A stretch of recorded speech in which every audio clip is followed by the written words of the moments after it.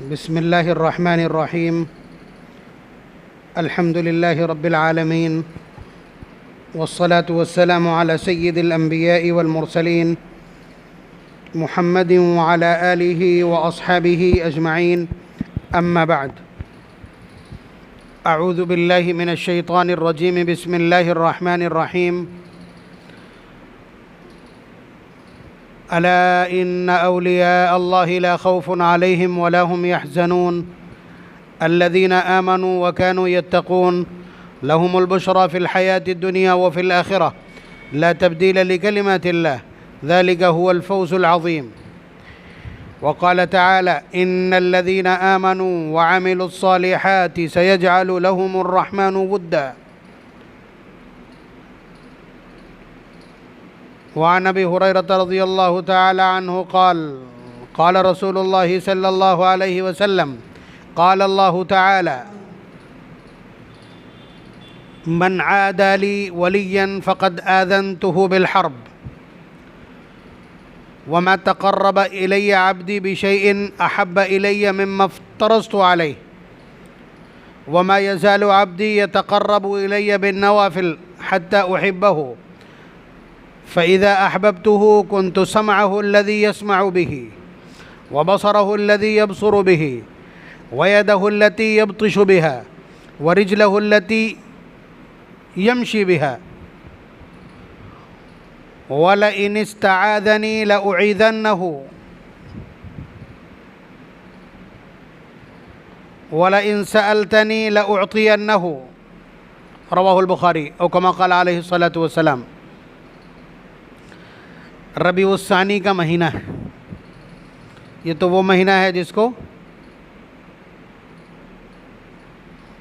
साहिब तहज़ीब नहीं तय किया है, अहले अरब नहीं तय किया है कि ये रबीउस्सानी है, लेकिन यहाँ जिहालत ज़दा फ़हरिस्त में इसका नाम क्या है? 11वीं शरीफ का महीना। इस महीने में औलिया अल्लाह का तज़किरा बहुत होता है, या कम अज़ कम उसके नाम पर खाया पिया जाता है। तज़किरा तो कहीं होता ही नहीं किसी भी चीज़ का इस्लामियात में। भाई मशहूर यह है कि 11 तारीख़ को महबूब सुबहानी शेख अब्दुल क़ादिर जिलानी रहमतुल्लाह अलैह की वफ़ात है, तो उस पर लंगर किए जाते हैं, उस पर दावतें की जाती हैं और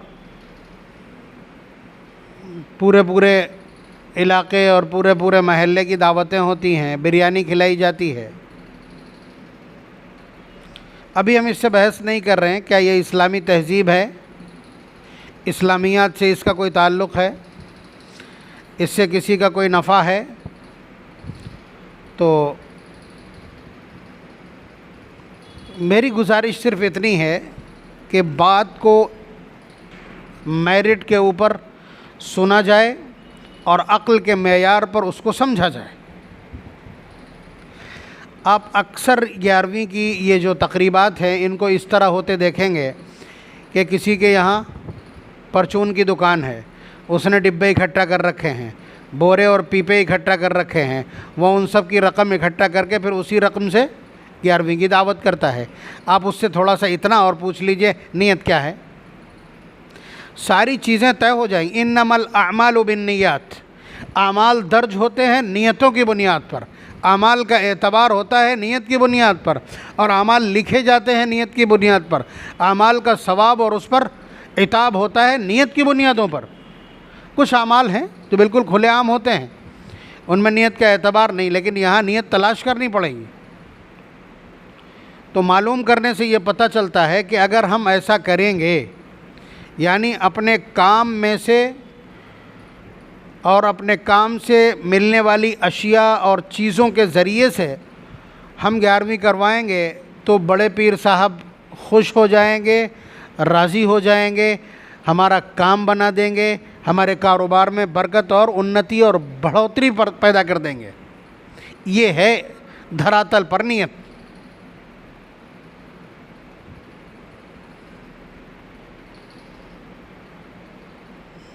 अब ये नीयत कहाँ तक दुरुस्त है, इस पर बात की जाना चाहिए कि रिज़्क़ का एक शिम्मा किसी को मिल नहीं सकता अल्लाह की इजाज़त और हुक्म के बग़ैर। ये आपका अपना अक़ीदा है, अगर अक़ीदा नहीं है तो बाहर हैं आप। भाई कुरान करीम की निगरानी तो इतनी सख्त है कि कुरान कहता है वमा तस्कुतु मिन वरक़तिन इल्ला यअलमुहा वला हब्बतिन फ़ी ज़ुलुमातिल अर्ज़ वला रत्बिन वला याबिसिन इल्ला फ़ी किताबिन मुबीन, कि कोई दरख्त का पत्ता जब अपनी जगह से टूट करके चलता है तो वो अल्लाह ताला के इल्म में होता है, अल्लाह ताला के किताब में लिखा हुआ होता है, उसके टूटने की और नीचे गिरने की टाइमिंग सब दर्ज होती। वला हब्बतिन फ़ी ज़ुलुमातिल अर्ज़, और कोई दाना ज़मीन की तह में जब डाला जाता है तो उसका पूरा, उससे कितना गल्ला उगना है, कितना गल्ला इससे पैदा होगा, वो गल्ला कहाँ और किसके पेट में जाएगा, यह भी अल्लाह ताला के इल्म में होता है। वला रत्बिन वला याबिसिन, कोई खुश्क और तर चीज़ ऐसी नहीं है कि जिसका लेखा जोखा अल्लाह ताला की किताब यानी लौहे महफूज में ना हो। ये सिक्योरिटी है आपके अक़ीदे की कि आपको ये सब मान करके चलना। ये पारा नंबर 7 सूरह अनाम की आयत है जो मैंने तिलावत की। अब फिर उसके बाद अगर आप उसमें आप फ्रेंचाइजी निकाल लें कि अल्लाह ताला ने फ्रेंचाइजी दे दी है बड़ी पीर साहब को, देखिए ये मजम्मत नहीं है किसी वली की। मैं बतलाऊंगा वली किसको कहते हैं, मैं बतलाऊंगा वली किसको कहते हैं और वली कैसे बनता है, वली कैसे बनता है, वली कौन होता है, वली का मकाम क्या होता है। ये खुदाई सिफ़ात हैं कि किसी के अमल से खुश होकर के और उसको नवाज देना, ये अल्लाह तबारक व तआला का अपना इख्तियार है। कुरान इनको ज़िक्र करता है बाकायदा, लियुवफ़्फ़ियहुम उजूरहुम व यज़ीदहुम मिन फ़ज़लिही, जिसे चाहते हैं हम किसी अमल का अज्र बढ़ा करके दे देते हैं और बढ़ा देते हैं। बात समझ रहे हैं? तो अल्लाह तबारक व तआला किसी के अमल से खुश हो जाएं और उसको रिज़्क़ में बरकत इनायत कर दें, बिलाशुबा अल्लाह तबारक व तआला का इख्तियार है और उनकी सुन्नत और उनका तामुल है। तो ये नियत रखना कि वो राज़ी हो जाएंगे, ऐसा कर देंगे, ये खुला हुआ शिर्क भी है, मानन हराम भी है, गैरुल्लाह की परस्तिश भी है, गैरुल्लाह पर चढ़ावा भी है। इसको हम आयात की झैल में पूरी इस्तिनाद के साथ जिक्र करेंगे। हम आपका हाथ रोकने नहीं जा रहे हैं किसी क्या काम कर रहे हैं क्या नहीं कर रहे हैं, लेकिन मेरी ड्यूटी इतनी है कि बात को ठीक से पहुंचा देना। तो बहरहाल ये अपनी जगह तय है। चंद लोग ऐसे मिल सकते हैं आपको,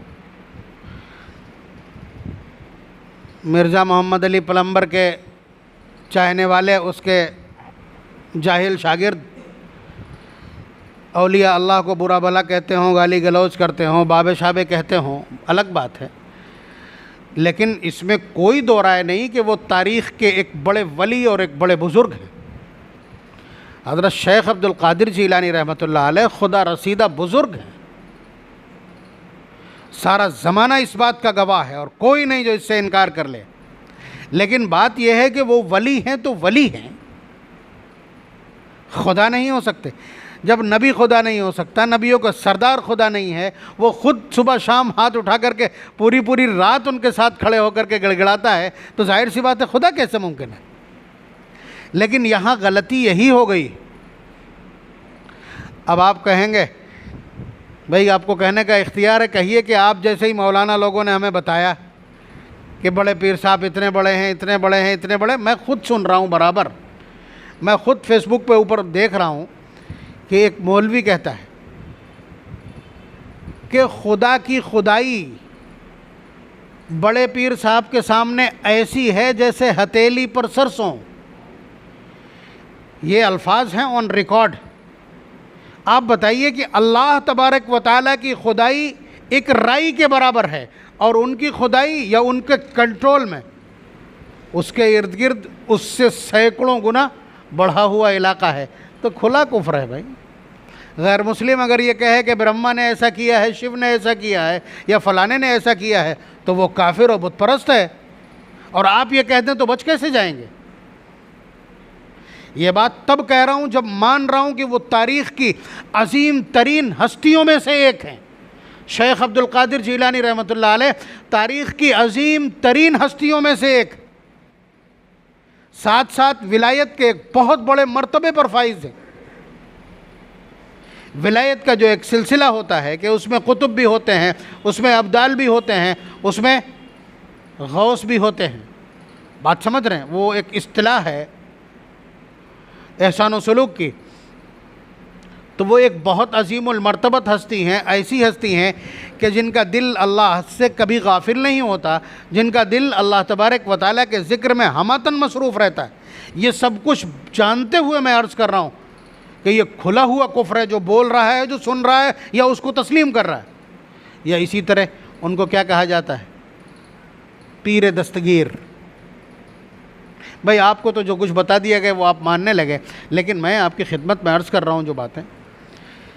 दस्तगीर के दस्त कहते हैं हाथ को, गिर कहते हैं पकड़ने वाले को। बात समझ रहे हैं आप? कोई आदमी गिरने जा रहा हो, आप उसको पकड़ लें तो वो ये कहेगा कि आपने मेरी दस्तगीरी की, यानी आपने मेरा हाथ पकड़ लिया, गिरने से बचा लिया। ये फ़ारसी का वर्ड है। तो ये पीर दस्तगीर कहा जाता है। इसके पीछे की कहानी क्या है मालूम है आपको? सुनी हो ना सुनी हो तो देख लीजिएगा, उलमा बोलते दिखाई पड़ेंगे कि अल्लाह तबारक व तआला गिरे, फिसले, अल्लाह तबारक व तआला फिसले और करीब था कि गिर जाते। शेख अब्दुल कादिर जीलानी रहमतुल्लाह अलैह ने अल्लाह ताला का हाथ पकड़ लिया, गिरने से बच गए। उस दिन से इनका नाम पीर दस्तगीर हो गया। तो बेशक वली खुदा रसीदा होता है और काबिल एहतराम होता है, काबिल तकलीद होता है। इससे बड़ी बात और क्या कहते हैं हम? यानी उसके किरदार को, उसकी सीरत को, उसके चालो चलन को, उसके रहन सहन को और उसके अखलाक को अपनाया जाना चाहिए, उनके पीछे चला जाना चाहिए, उनकी सीरत को इख्तियार किया जाना चाहिए। ये सब अपनी जगह, लेकिन ये कह देना ये तो खुला कुफ्र है। जब आप कह चुके ला इलाहा इल्लल्लाह, अल्लाह के सिवा कोई कुछ नहीं है, एक कायनात अल्लाह तबारक व तआला की बनाई हुई है, कुरान करीम इस तरह की आयात, इस तरह के अकायद से भरा है, फिर आप अल्लाह तबारक व तआला को गिरता हुआ, मजबूर, फिसलता हुआ दिखलाएंगे, ईमान कहाँ बचेगा?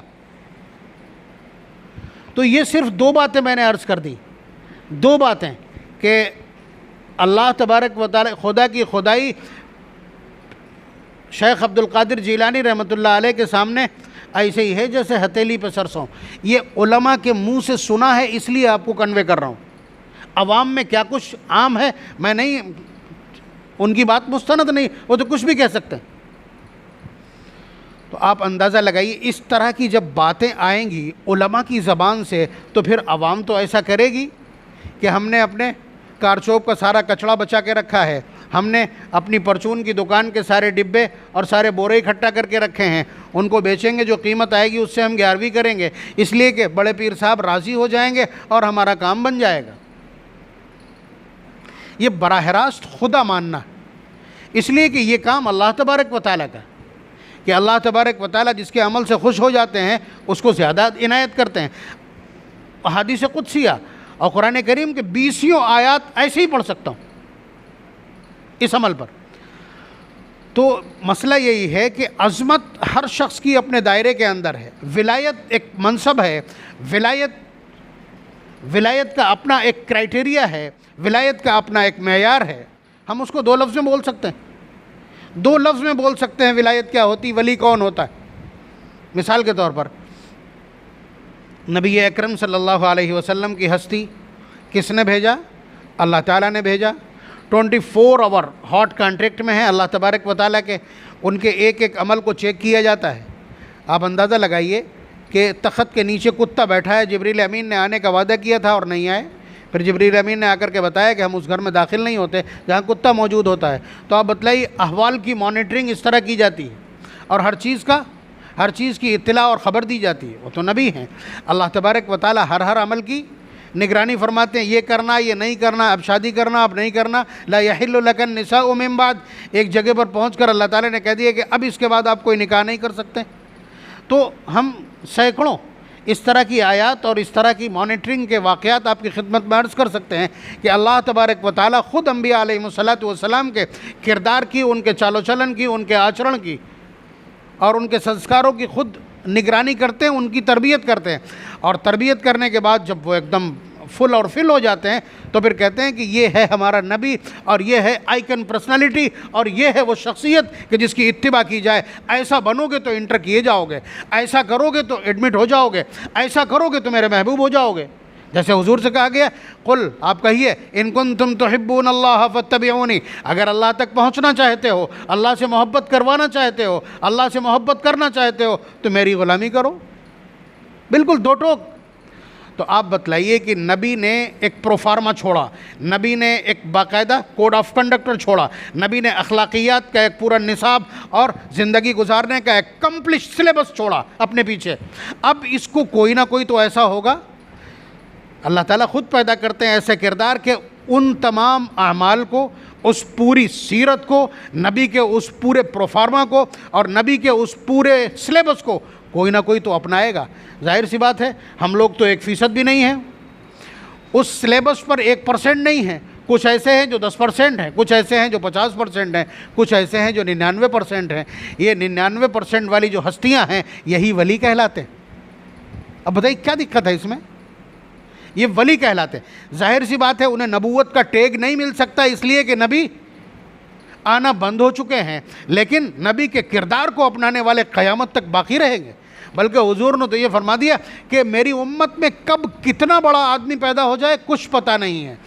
मसल उम्मती मसल अलमतर ला युदरा अव्वलुहु खैरुन अम आखिरुहु, कि मेरी उम्मत की मिसाल बारिश के मानंद है। जो सीज़न की पूरी बारिश होती है 3 से 4 महीने की, इस पूरी बारिश में आपको कभी पता नहीं कि कौन सी बारिश ऐसी है कि जिसमें अल्लाह तबारक व तआला ने उर्वरक ज़्यादा रखे हों, एनर्जी ज़्यादा रखी हो और वो एकदम गिरते ही सबको उगा दे। ये जिन्हें मालूम ना हो वो समझ लें कि उस पूरी बारिश में हर बारिश बाबरकत नहीं होती, बल्कि कोई बारिश इस तरह की होती है कि जिसका एक एक कतरा पूरी ज़मीन को ज़िंदा कर देता है। बात समझ रहे हैं?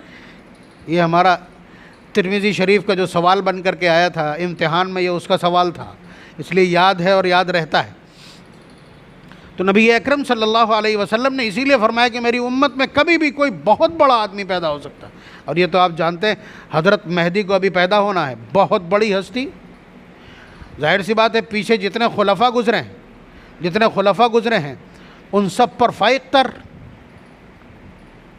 तमलउल अर्ज़ क़िस्तन व आदला कमा मुलियत ज़ुल्मन व जौरा, ज़मीन से नाइंसाफ़ी के एक एक हर्फ को मिटा देंगे और सिर्फ इंसाफ ज़मीन पर रहेगा। ये छोटा मोटा किरदार नहीं। और उसके बाद आप क्या कहेंगे, उलुल अज़्म साहिब किताब पैगम्बर हज़रत ईसा अलैहिस्सलातु वस्सलाम को इसी उम्मत का हिस्सा बन के उतरना। तो ये तो दो बड़ी बड़ी मिसालें। उसके अलावा भी कभी भी कोई भी बहुत बड़ा शख्स पैदा हो सकता है। शेख अब्दुल कादिर जिलानी रहमतुल्लाह अलैह उन्हीं लोगों में से। लेकिन किसी की अज़मत का ये मतलब नहीं है कि उसको खुदा करार दे दिया जाए। विलायत की अपनी अज़मत है कि ये नबी के तरीक़ों पर इतने फ़ीसद चलने वाले हैं, इसलिए उनका पसीना भी हमारे लिए तबर्रुक है। वो अगर हाथ रख दें तो भी हमारे लिए काम हो जाएगा, वो हमारे लिए दुआ कर देंगे तो काम बन जाएगा। ये जो बातें मैं बोल रहा हूँ ये हवा में नहीं है, ये मुस्तनद बाकायदा हदीस कुदसी के अल्फाज। अभी जो मैंने खुतबे में रिवायत पढ़ी है हज़रत अबू हुरैरा रज़ियल्लाहु ताला ने, उसके रावी हैं और बुखारी की रिवायत कि अल्लाह ताला फरमाते हैं मन आदा ली वलियन फ़क़द आज़नतुहु बिल हर्ब। मैंने बताया वली कौन होता है। अभी तो इसके बहुत सारे चैप्टर्स बाकी हैं जो आपकी खिदमत में मैं जिक्र करूँगा। ख़ुद कुरान ने बताया वली बनता कैसे, वली बनता कैसे है। 2 फार्मूला, 2 सूत्री फार्मूला उसका सिर्फ, अला इन्ना औलिया अल्लाह ला खौफुन अलैहिम वला हुम यहज़नून। लोगों समझ लो कि अल्लाह के जो वली होते हैं ला खौफुन अलैहिम, उनके ऊपर कभी खौफ तारी नहीं होता किसी का भी, वला हुम यहज़नून, और ना वो कभी गमज़दा होते, इसलिए कि वो अल्लाह के हर फैसले पर सरेंडर कर चुके होते हैं पहले ही। तो उन्हें गम करने का क्या मतलब। और ये सब कुछ नबी से सीखा है कि पूरी ज़िंदगी कभी 3.5 किलो गेहूँ मिल्कियत में नहीं रहे, 3 महीने चूल्हा नहीं जला, पेट पे पत्थर मत हैं। कोई बतला दे 23 साल में एक शिकवा हुजूर की ज़ुबान पर, तो ये सीखा किससे। तो वो गमगीन भी नहीं होते हैं। अल्लाह तबारक व तआला अपनी बारगाह में भी उन्हें रुसवा नहीं होने देंगे, गमगीन नहीं होने देंगे, और यहाँ तो वो गमगीन होते ही नहीं। नबी की सीरत उन्होंने पढ़ी और देखी है। ये बनते कैसे हैं? अगली आयत बताती है, अल्लज़ीना आमनू व कानू यत्तकून। औलिया अल्लाह वो लोग हैं जो ईमान लाए और तक़वा इख्तियार किया। ईमान और तक़वा ये दो फार्मूले हैं, इनको जब आप कंप्लीटली हासिल कर लेंगे, इनमें जब आप क्वालिफाई कर जाएंगे तो आप वली हैं, ये कुरान कहता है।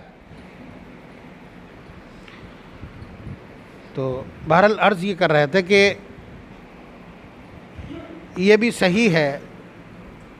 सही है कि किसी भी मज़हब की तालीमात को उनके उलमा ही मलियामेट करते हैं।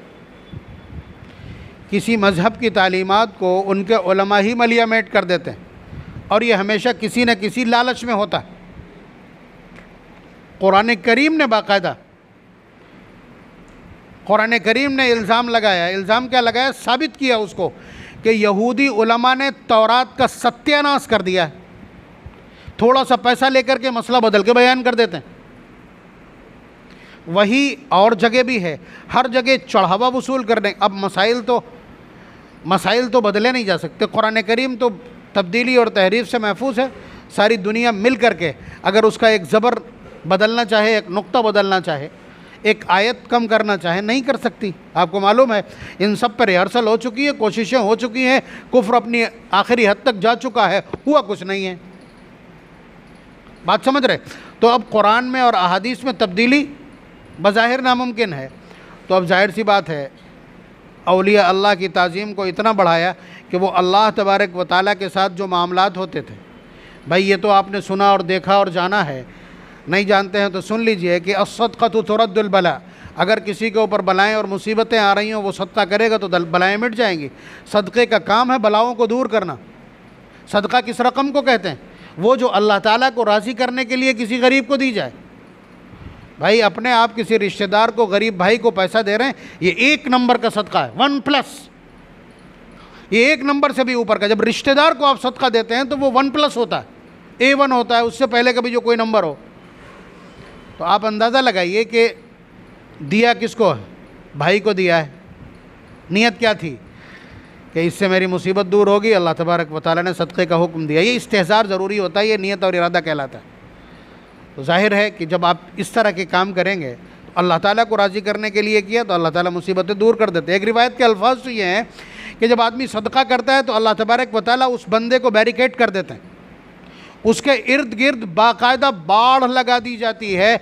मुसीबतें उस बाढ़ को फलांग के अंदर नहीं जा सकती। ये अल्फाज हैं हदीस के।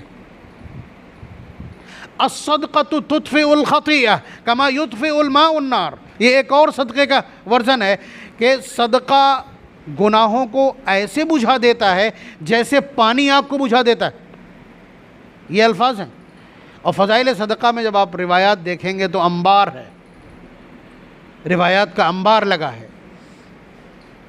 तो आप बिरयानी खिला रहे हैं अगर सदक़े की नीयत से, तो जाहिर सी बात है कारोबार से मुसीबतें दूर होंगी, कारोबार में तरक्की होगी, ये बिल्कुल तय है अपनी जगह। और अगर आप उसी बिरयानी को चाहें ये कि इस पर जो मुझे सवाब मिलना है वो अल्लाह तबारक व तआला मुझे इनायत करने के बजाय हमारे शेख को, कि जिन्होंने ज़मीन के ऊपर चल फिर करके इस्लाम का बोलबाला किया है, इस्लाम की तबलीग व इशाअत की है और कुफ्र को हिदायत की राह दी है और जुल्मतों को हिदायत के नूर से रोशन और मुनव्वर किया है, इसलिए इसका सवाब उनकी खिदमत में पहुँचे।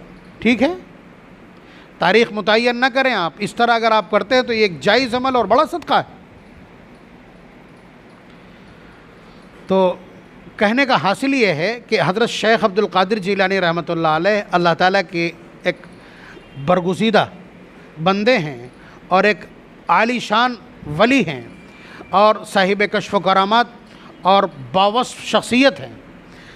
हमारी उनसे मोहब्बत का तरीक़ा क्या है? हमारी उनसे मोहब्बत का तरीक़ा क्या, बल्कि हम इससे भी ऊपर की बात करें कि इस्लाम में मोहब्बत का तरीक़ा क्या।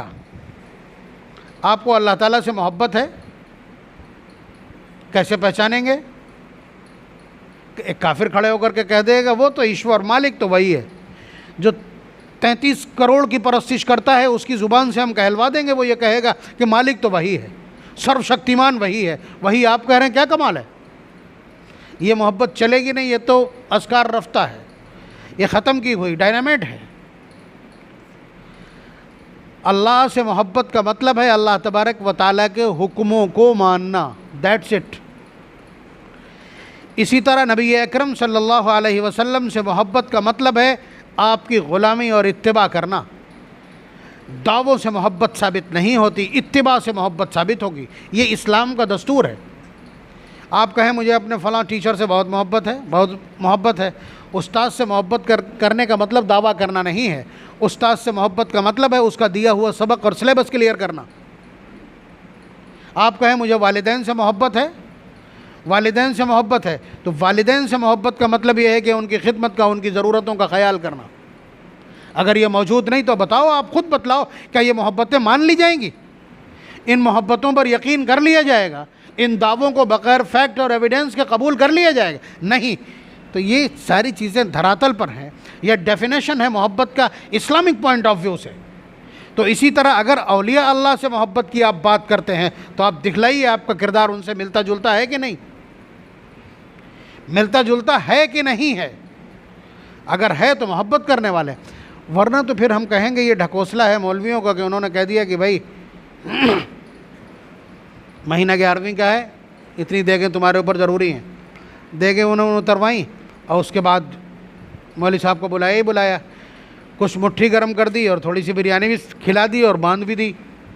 तो इतने से के लिए वो तो कुछ भी कर सकते हैं। फिर मैं ये कहूँगा ये उनका ढकोसला हो सकता है। बहरहाल सही बात यह है कि औलिया वो हैं कि जो नबी के तरीक़े पर ज़्यादा से ज़्यादा फ़ीसद चलते हैं, और अल्लाह तबारक व तआला ऐसी शख्सियात को पैदा करते हैं ताकि कोई किसी भी समाज में, किसी भी दौर में, किसी भी पड़ाव पर और इस पूरी कायनात के किसी भी ड्यूरेशन पर ये ना कह दे कि अरे हुजूर ने जो कुछ किया यहाँ कहाँ मुमकिन है, यहाँ कैसे मुमकिन है। जैसे लोग कह देते, खट से कह देते, अरे यार उनकी बात करते हो, वैसा कौन हो पाएगा।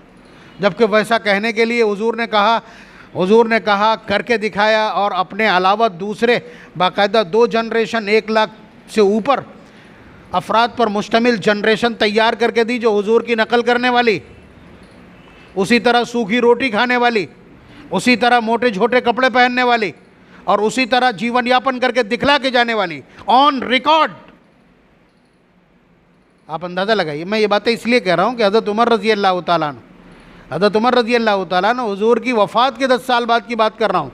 अपना जब कोई गवर्नर भेजते थे बाहर, जब कोई गवर्नर बाहर भेजते थे तो उसके ऊँट की मुहार पकड़ के खुद नीचे चलते थे, उसे ऊपर बैठा के। इसी ऑफ करने का तरीक़ा था। हुजूर ने हज़रत मुआज़ इब्न जबल को यमन का जब हाकिम बनाया तो इसी तरह हुजूर लेकर के गए थे बाहर। तो हज़रत उमर रज़ी अल्लाह तआला अन्हु 4 बातें कहते थे, शरत अलैहिम, शर्त लगाते थे 4। क्या? अल्ला तरकबू बिरजूनन, कभी कीमती घोड़े पर सवारी नहीं करोगे, वला ताकुलू नक़ीयन, कभी छने हुए आटे की रोटी नहीं खाओगे, वला तलबसू रक़ीक़न, और बारीक कपड़े नहीं पहनोगे जो मालदारों का तरीक़ा है, वला तुग़लिक़ू अबवाबकुम दून हवाइजिन नास, अपने घर में ना दरवाजे लगाओगे ना दरबान रखोगे। आप समझ रहे हैं? वीआईपी कल्चर को पैरों तले कुचला है साहबा ने। क्यों? हालांकि अब हालात ये हैं कि हज़रत उमर रज़ी अल्लाह तआला अन्हु के कदमों में कैसर का और किसरा का वो 2.5 मन के ताज ला के डाले गए कि जो उस वक्त दुनिया के सबसे कीमती हीरों से सुसज्जित थे। इतनी फतूहात हैं। फिर हालात वही, इसलिए कि नबी ने जिस तरीके पर छोड़ा था उस पर रहना चाहिए। तो कोई ये ना कह दे कि ऐसा कहाँ हो सकता है। अल्लाह तबारक व तआला औलिया गिरामी क़द्र को इसीलिए पैदा फरमाते हैं कि वो करके दिखलाते हैं कि इमामुल अंबिया ने जो ज़िंदगी गुजारी है वो ज़िंदगी कभी भी कहीं भी आइडियल है। उनका किरदार हमेशा उसवा रहेगा और उनका किरदार हमेशा फॉलोएबल है, हमेशा उसकी इक्तिदा और इत्तिबा की जा सकती है। बस ये है कि नबी से मोहब्बत तो हो कम अज़ कम, नबी की ग़ुलामी का भरम तो दिल के अंदर मौजूद हो, तब ये मुमकिन है। वरना कल्चर यूरोप वाला अपना करके और नबी की मोहब्बत का सड़कों पर दावा करके इन सारे मकामात को हासिल नहीं किया जा सकता। फिर ये विलायत बहुत दूर लगने लगेगी, फिर ऐसा लगने लगेगा कि वली अब पैदा ही नहीं हो सकते, वो कोई दूसरी मखलूक थी, अंबिया की तरह पैदा होकर ख़त्म हो गई। ये भी एक झूठ है, यह भी एक अजीब तरह का कॉन्सेप्ट है। तो आज की गुफ्तगू का खुलासा समझ लीजिए कि औलिया वो लोग हैं जो नबी के तरीक़े पर ज़्यादा से ज़्यादा फ़ीसद चलने की कोशिश करते हैं। जो जितना नबी के तरीक़े को अपनाता है वो उतना ही बड़ा वली हो जाता है। और आज भी वली बनता है नबी की ग़ुलामी से, कुरान और सुन्नत पर अमल करने से, और विलायत का दरवाज़ा बंद नहीं हुआ है। उसी लिस्ट की एक बहुत अजीमुल मर्तबत शख्सियत महबूब सुबहानी हज़रत शेख अब्दुल क़ादिर जीलानी रहमतुल्लाहि अलैह, साहिब अज़मत, साहिब करामत, साहिब कश्फ, साहिब दिल और साहिब निस्बत शख्सियत है। बात समझ रहे हैं? लेकिन वो एक इंसान है, एक मखलूक है। अल्लाह ताला ने उनके इख्तियार में कुछ नहीं दिया है। वो भी मोहताज हैं जिस तरह हम मोहताज हैं। पूरी पूरी रात खड़े होकर के इबादत करते हैं, मुद्दतों जंगलों में घूम करके अपने पालनहार को राज़ी करने की कोशिश की है, सिर्फ़ इसलिए कि कहीं दिल किसी और की तरफ न लग जाए। तन्हाई में रहूँगा तो दिल सिर्फ़ अपने पालनहार की तरफ लगा रहेगा। जो इतना मोहताज हो और जिसने इस तरह अपने पालनहार को अपने करीब करने की या अपने आप को उस पालनहार के करीब करने की कोशिश की हो, उसे आज ये कह देना कि वो खुदा है और खुदा की खुदाई उसके सामने एक राई के दाने के बराबर है, जाहिर सी बात है खुला हुआ कुफ्र और उनकी मुहिम की तौहीन। तो इसलिए जो कुछ किया जाता है उसको दुरुस्त कर लें आमाल के एतबार से। शिर्क इतना बड़ा मामला है, गैरत का मामला है। अल्लाह तबारक व तआला ने कह दिया, मैं करीम हूँ, मैं रहीम हूँ, मैं रहमान हूँ, मैं वहाब हूँ, मैं तव्वाब हूँ, मैं गफ़ार हूँ, मैं गफ़ूर हूँ, मैं अफ़ू हूँ। मैं सारे गुनाहों को माफ़ कर सकता हूँ, लेकिन ये एक गुनाह ला यग़फ़िरु अन युशरक बिही, जिसके खाते में शिर्क साबित हो गया, जिसने मेरे बराबर किसी को माना। और अल्लाह से ऊपर मानना तो ये कितना बड़ा जुर्म होगा। वो कह रहे हैं कि मेरे बराबर मेरा शरीक किसी को माना, 1% की शिर्क हो, 10% की शिर्क हो, शिर्क बहरहाल शिर्क है। और फिर उसके बाद इस तरह के लोग जन्म लेते हैं, मिर्ज़ा मोहम्मद अली इंजीनियर जैसे, फिर उसके बाद वो बाबे आबे कह करके उल्टा सीधा बकते हैं। वजह ये बनती। तो इसलिए आप समझिए, न विलायत का दरवाज़ा बंद हुआ है, न वलियों से मोहब्बत ख़त्म हुई है, न वलियों से मोहब्बत ख़त्म करने की कोई बात कर सकता है। औलिया अल्लाह आप ख़त्म करना चाहें तो आप उनकी मोहब्बतों को ख़त्म नहीं कर सकते, इसलिए कि कुरान ज़मानत देता है। ये भी आयत मैंने खुतबे में पढ़ी थी, सूरह मरियम की सेकंड लास्ट आयत। अल्लाह ताला का इरशाद गिरामी, इन्नल्लज़ीना आमनू व आमिलुस्सालिहात, कि वो लोग जो ईमान लाए और अच्छे अमाल किए। वली कहते ही उसको हैं जो आला दर्जे के अच्छे अमाल करता है। बात समझ रहे हैं आप? अल्लज़ीना आमनू व आमिलुस्सालिहात सयजअलु लहुमुर रहमानु वुद्दा। अल्लाह तबारक व तआला उस शख्स की मोहब्बत लोगों के दिलों में घुसेड़ देते हैं, पेवस्त कर देते हैं। ये दस्तूर है अल्लाह का। बल्कि हदीस कुदसी में हुजूर ने इसको थोड़ा सा और विस्तृत बतलाया है, वाज़ेह करके फरमाया कि अल्लाह तबारक, जब कोई बंदा अल्लाह तबारक व तआला की बहुत इबादत करता है तो अल्लाह ताला उससे मोहब्बत करने लगते हैं। और जब वो मोहब्बत करने लगते हैं तो फिर वो आसमान में ऐलान, जिब्रील को बुलाते हैं पहले कि जिब्रील सुनो, फ़लाँ फ़लाँ बंदा मेरा बरगुज़ीदा है, मैं उससे मोहब्बत करता हूँ, इसलिए तुम आज से उससे मोहब्बत करो, फ़अहिब्बुहु, उससे मोहब्बत करो। फिर उसके बाद कहते हैं कि जाओ ज़रा तमाम आसमानों में ये ऐलान कर दो कि जितने भी फरिश्ते हैं उस बंदे से आज से मोहब्बत करना शुरू कर दें। फिर उसके बाद ज़मीन पर उतारते हैं अल्लाह तबारक व तआला, और ये ऐलान बाकायदा किया जाता है। तो औलिया अल्लाह की मोहब्बत को अगर कोई अपनी अड़ी चोटी का ज़ोर लगा करके ख़त्म भी करना चाहेगा तो ख़त्म नहीं कर सकेगा। मगर औलिया अल्लाह से मोहब्बत का तरीक़ा क्या है, ये सीखने की चीज़ है, इसको सीखना पड़ेगा। अल्लाह तबारक व तआला हम सबको औलिया अल्लाह से मोहब्बत इनायत फ़रमाए और उनसे मोहब्बत का वो मफ़हूम इनायत फ़रमाए जो ख़ुद अल्लाह से, नबी से और दीगर लोगों से मोहब्बत करने का दस्तूर है। व आखिरु दावाना अनिल हम्दुलिल्लाहि रब्बिल आलमीन।